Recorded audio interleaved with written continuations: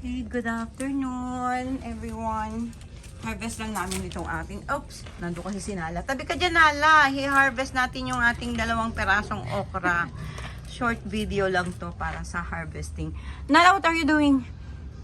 So, pwede... Bulaklak po, nakatakip. ito yung Ayan, bulaklak na nakatakip dito. So, tinanggal ni Cherilyn. Lagay natin uli. Yan yung bulaklak. Nakatakip mismo doon sa bunga. Ito pa yung isa. So, look. Oo nga, no? Ang cute. Ngayon lang namin na-discover to. May 2 cup. Para siyang flower na cup. Ayan, oh. So, anihin na namin dahil tatanda na siya. Okay? Look. So, and this one, look guys, oh. Flower cup. Tanggal natin. Ayan. So, ganun pala siya. Ngayon lang namin na-discover. Parang cocoon. Cocoon. Butterfly cocoon ang itsura. Sayang po. Ay, nalaglag. Sayang naman yan.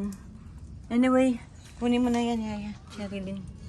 Harvesting para sa paksiw. 2 peraso. Wow, masarap naman ang mag-harvest sa farm. Okay, that's all guys. Thank you for watching. May bagong harvest pa rin na ano. Ito.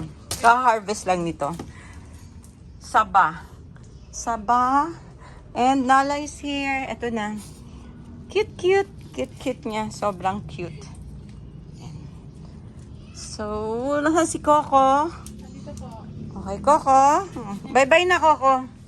Bye-bye, Coco. May Coco. Ang bait. Ayan. Coco na, bye-bye na. Nala, say bye-bye. Okay, bye-bye everyone.